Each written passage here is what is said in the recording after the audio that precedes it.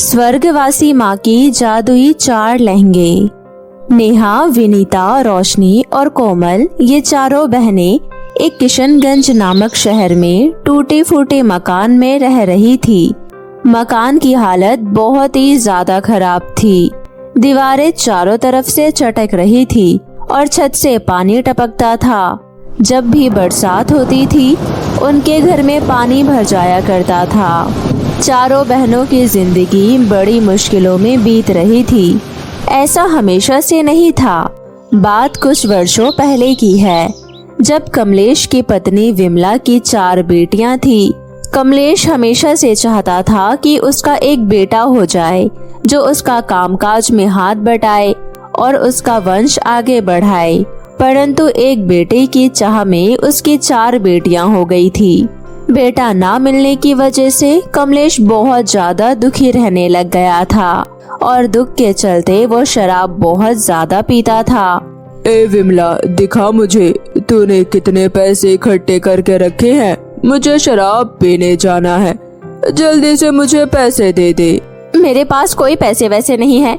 मैंने कितनी बार कहा है, जब तुम हमारे लिए कुछ कर नहीं सकते हो तो घर में हमारे सर पर मुसीबत खड़ी करने मत आया करो। काम के ना काज के, दुश्मन अनाज के। देख नहीं रही हो 4 बेटियां हैं घर में। मैंने तुझे कहा था 4 बेटियां पैदा करने को।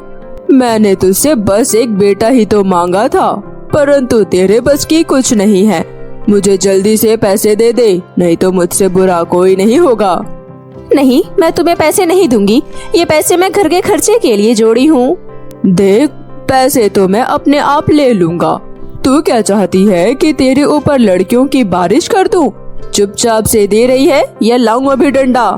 विमला बहुत ज्यादा दुखी थी और वो कमलेश को किसी भी हालत में पैसे नहीं देना चाहती थी, परंतु कमलेश नशे की हालत में अपनी पत्नी के साथ मारपीट करता है और अपनी पत्नी से पैसे छीन लेता है और जाकर ठेके से दारू पीने लग जाता है।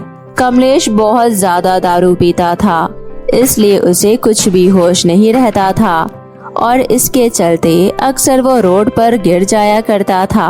उसे चोटें लग जाया करती थी। इसी तरह विमला अपनी 4 बेटियों की परवरिश बड़ी मुश्किल से कर पा रही थी।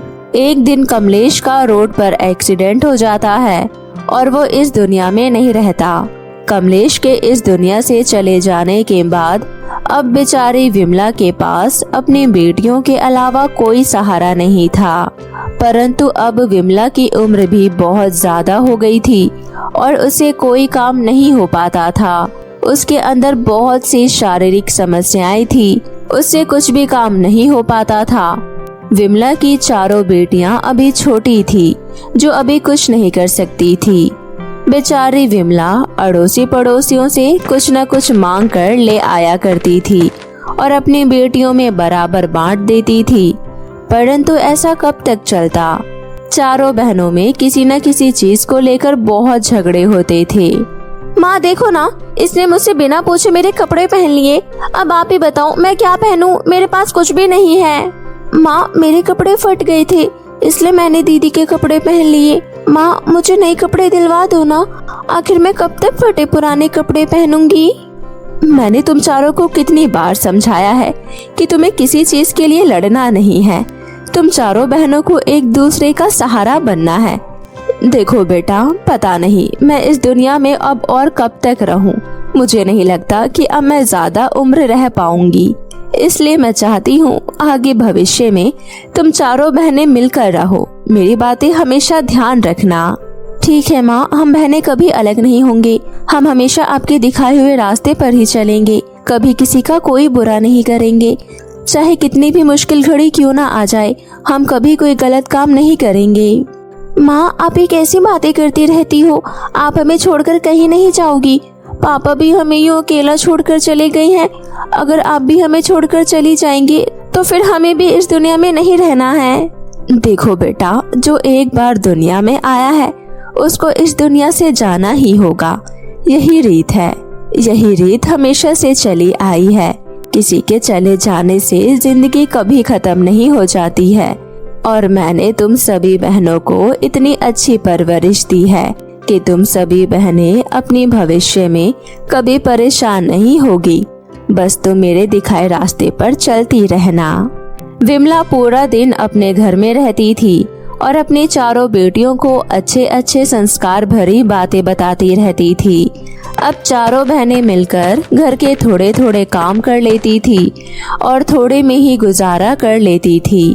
परंतु एक दिन विमला की तबीयत बहुत ज्यादा खराब हो जाती है और वो अपनी आखिरी सांस ले रही होती है। तभी वो अपनी चारों बेटियों को अपने पास बुलाती है और चारों से कहती है, देखो बेटियों, अब मुझे लगता है मेरा यहाँ से जाने का समय आ गया है। मैंने तुम लोगों को बहुत नाजों से पाला है। मैं नहीं चाहती हूँ कि मेरी कोई भी लड़की परेशान हो, इसलिए तुम चारों बहनें हमेशा साथ रहना। चाहे कोई भी मुश्किल घड़ी आ जाए, किसी को पीछे मत छोड़ना। तुम्हें आगे चलकर ये साबित करना होगा कि लड़कियां लड़कों से कम नहीं होती है। विमला इतना कहते कहते अपनी आखिरी शब्द बोल डालती है और स्वर्ग सिधार जाती है। चारों बेटियां अपनी माँ के जाने के दुख में बहुत रोती है और अपनी माँ का अंतिम संस्कार कर देती है। उसके बाद से चारों बहनें उसी टूटे फूटे मकान में जैसे तैसे अपना गुजारा कर रही होती है। बड़ी बहन नीलम गांव में लोगों का पानी भरती थी और पानी को घर तक देकर आती थी, जिससे गांव वाले खाने के लिए उन्हें कुछ दे दिया करते थे। और छोटी बहन कोमल घर पर ही मिट्टी के मटके बनाती थी और उन्हें कम दामों पर बेचती थी। इसी तरह उन बहनों के दिन गुजर रहे होते हैं। परंतु एक दिन मौसम बहुत ज्यादा खराब हो जाता है। मकान में से टप टप पानी टपक रहा होता है और घर में पानी भर जाता है। चारों बहनें अपना थोड़ा बहुत सामान लेकर घर से बाहर निकल आती है और दरवाजे की चौखट पर बैठकर रो रही होती है। माँ देखो ना, ये कितनी बड़ी मुसीबत हमारे सामने आ गई है। अब हम चारों बहनें मिलकर क्या करें? हमारे पास तो रहने का ठिकाना भी नहीं है और हम अपना ये बचा कुचा सामान लेकर कहाँ जाए?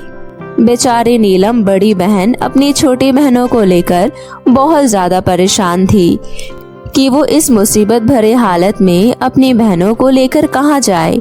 चारों बहनें एक साथ चिपक कर बैठी होती है और रो रही होती है। तभी दीवार पर लगी हुई एक तस्वीर से आवाज आती है, मेरी प्यारी बच्चियों, मत रो। मुझे तुम्हारा ये रोना नहीं देखा जा रहा है। मैं जानती हूँ कि बचपन से लेकर आज तक तुमने बहुत संघर्षों का सामना किया है और आज तो तुम्हारे पास रहने के लिए घर भी नहीं बचा। पूरे घर में पानी भरा हुआ है। परंतु अब बहुत हुआ। अब मुझसे तुम्हारी ये हालत अब नहीं देखी जाती। अब मैं तुम्हें एक राज की बात बताती हूँ जो आज तक मैं तुम्हें नहीं बताई, परंतु लगता है अब सही समय आ गया है जब तुम्हें उन 4 जादुई लहंगों की आवश्यकता है। मैं जिन लहंगों की बात कर रही हूँ वो कोई मामूली लहंगे नहीं हैं, वो जादुई लहंगे हैं। वो जादुई लहंगे मेरी माँ ने मुझे दिए थे और कहा था कि मुसीबत के समय लहंगा उपयोग कर सकती हूँ, परंतु मैंने अपने जीते जी इनका इस्तेमाल नहीं किया। इसलिए आज वो जादुई लहंगों का राज मैं तुम्हें बता रही हूँ। सुनो, जब मौसम साफ हो जाएगा तो तुम चारों बहनें यमुना नदी के पास जाना। यमुना नदी को अपने सारे हालातों के बारे में बताना। वो तुम्हें जादुई 4 लहंगे जरूर देंगी। माँ आप कितनी अच्छी हैं। वहाँ स्वर्ग में भी जाकर आपने हमारे ऊपर नजर रखी कि आपकी बेटियाँ कितनी बड़ी मुसीबत में हैं। मैं समझ गई हूँ। मैं अभी चारों बहनों के साथ मिलकर यमुना नदी के पास जाती हूँ और उन्हें अपनी सारी आपबीती सुनाती हूँ। वो यमुना नदी हमेशा जरूरतमंद लोगों की मदद करती है और इस समय तुम्हें मदद की बहुत ज्यादा आवश्यकता है।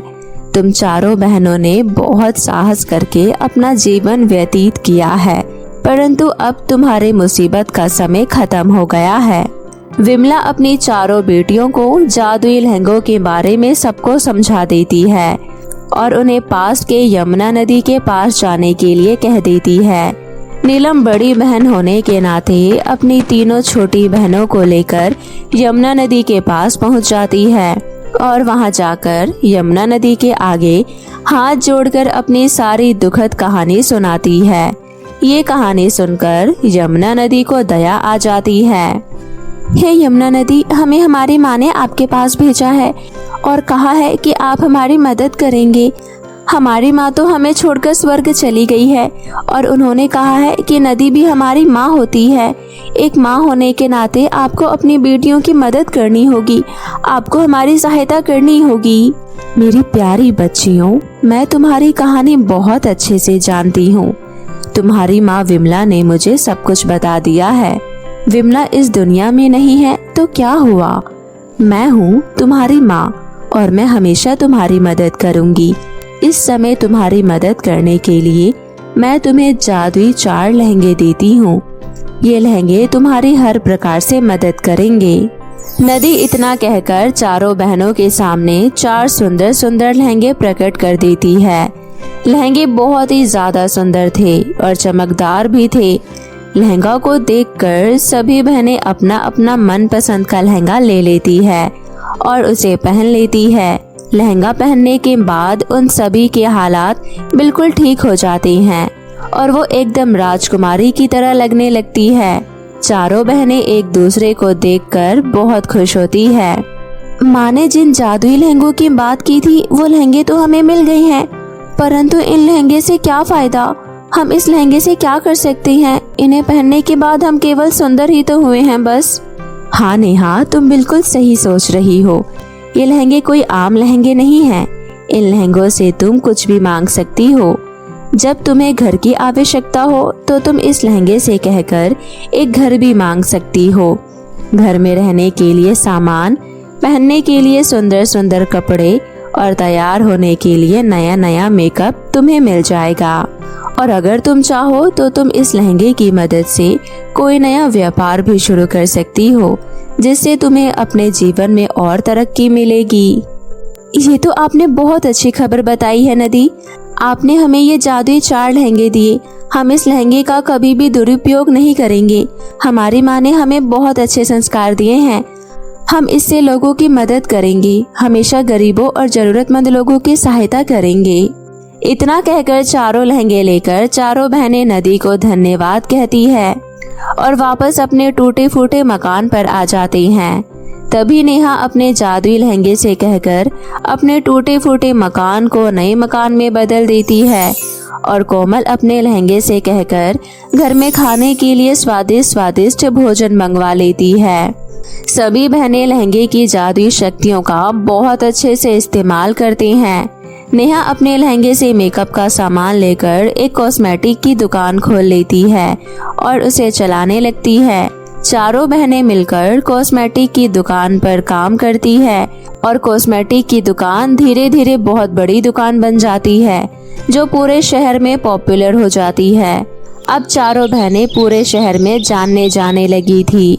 चारों बहनों की इतनी तरक्की देखकर चारों बहनों के लिए एक घर से बहुत अच्छा रिश्ता आता है, जिसमें 4 भाई होते हैं। चारों बहनों की शादी हो जाती है और उसके बाद वो अपने अपने घर में हंसी खुशी से रहने लगते हैं। चारों बहनें अपने लहंगे को संभाल कर रखती है और सोचती है कि जब कोई जरूरतमंद व्यक्ति लहंगे की तलाश में होगा तो वो उसे वो लहंगा दे देंगी। इस तरह स्वर्गवासी माँ का दिया हुआ 4 लहंगों का तोहफा चारों बहनों के लिए बहुत जरूरतमंद साबित होता है। बहुत समय पहले की बात है। एक गांव में कंचन अपनी माँ के साथ एक छोटी सी झोपड़ी में रहती थी। कंचन के पिता का देहांत हुए 5 वर्ष हो चुके थे। जब उसके पिता का देहांत हुआ था तब कंचन बहुत छोटी थी और फिर उसकी माँ ने ही जैसे तैसे करके उसका पालन पोषण किया और अब कंचन एक 12 वर्ष की लड़की थी। कंचन बहुत समझदार हो गई थी और वो नहीं चाहती थी कि उसकी माँ को कोई काम करना पड़े, इसलिए वो अपने गांव के एक नेता की खेतों की सुरक्षा करती थी और फसल की पैदावार करती थी, जिसके बदले गांव का नेता, जिसको सभी लोग बनिया कहते थे, वो कंचन को घर खर्च के लिए कुछ रुपए दे देता था और बदले में कंचन खेती की सुरक्षा करती और खेतों में जो भी फल होते उन्हें तोड़कर बनिया के पास जमा करती थी। कंचन बहुत ही ईमानदार थी। अपने खेतों को देखने के लिए बनिया बीच बीच में खेतों पर आता था। अरे कंचन बेटी, कैसा चल रहा है सब कुछ? सब ठीक है सेठ जी, इस बार तो फसल बहुत ही अच्छी हुई है। जो बीज आपने मुझे शहर से लाकर दिए थे उन्हें मैंने खेतों में बो दिया था और उनकी बहुत देखभाल की, और देखो आज खेतों में कितने ताजा ताजा फल दिख रहे हैं। अरे ये तो बहुत अच्छी बात है। इस ताजा और स्वादिष्ट मीठे फलों के बहुत अच्छे रेट मिल जाएंगे। कंचन बनिया के खेतों की बहुत ज्यादा सुरक्षा करती थी और ध्यान भी रखती थी, क्योंकि कंचन के पास खुद के खेत नहीं थे। फिर भी वो बहुत मेहनत करती थी, जिस वजह से सेठ का बहुत मुनाफा होता था। रोज सुबह उठकर कंचन खेतों पर जाने के लिए निकल जाती थी। सुबह उठकर कंचन की माँ कंचन के लिए भोजन बनाती और उसके बाद कंचन अपने काम पर आ जाती और उसकी माँ अपने घर के काम कर लेती थी। एक दिन कंचन खेत पर पहुँचती है, तभी उसे दिखाई देता है खेतों में से कुछ फल गायब है। हे भगवान, ये क्या? कल तो मैंने यहाँ पर ढेर सारे फल देखे थे, आज कुछ कम नजर आ रहे हैं। शायद लगता है कल मुझे फल कुछ ज्यादा दिखाई दे रहा हो। खैर छोड़ो, कोई बात नहीं, मैं ये सारे फल तोड़कर टोकरी में रख लेती हूँ और जाकर सेठ जी को दे आती हूँ। कंचन उस बात पर ज्यादा ध्यान नहीं देती और वो अपना काम हमेशा की तरह करने में लग जाती है। शाम होते ही कंचन अपना काम खत्म करके अपने घर के लिए निकल जाती थी। अरे माँ, तुम अभी तक जाग रही हो? मैं कभी कभी थोड़ा लेट हो जाती हूँ तो आप सो जाया करो, मैं आकर खाना खा लूंगी, आप मेरी चिंता ना करो। बेटी, तेरी चिंता कैसे ना हो, एक तू ही तो मेरा सहारा है और थोड़ी देर जाग लेने से कौन सा कुछ हो जाएगा। वैसे भी तेरे जाने के बाद घर का काम खत्म करके मैं सो जाती हूँ, तो तू मेरी चिंता मत कर। चल अब जल्दी से खाना खा ले, आज मैंने तेरी फेवरेट डिश बनाई है। आप कितनी अच्छी हैं माँ, आप मेरा कितना ध्यान रखती हैं। भगवान करे आपकी जैसी माँ हर बच्चे को मिले। अब अगले दिन सुबह उठकर कंचन खेतों पर पहुँच जाती है। तब वो देखती है कि ये तो बीते हुए कल की तरह ही दिखाई दे रहा है। खेत में अभी भी फल काफी कम दिखाई दे रहे थे। ये कैसे संभव हो सकता है? कल रात को ही मैंने बहुत अच्छे से ध्यान दिया था, आज तो सच में फल कम है। जरूर कुछ न कुछ तो गड़बड़ है, मुझे कुछ न कुछ जरूर करना चाहिए, नहीं तो एक दिन मालिक मुझे काम से बाहर निकाल देंगे। मुझे तो लग रहा है कोई खेतों में से फल चुरा रहा है, मुझे पता लगाना होगा। मैं किसी न किसी तरह से चोर को पकड़ के रहूंगी। कंचन अब अपने मन में ठान लेती है कि वो चोर को पकड़ कर रहेगी। और अब शाम हो जाती है और कंचन रोज की तरह अपने खेतों से घर की तरफ निकल जाती है।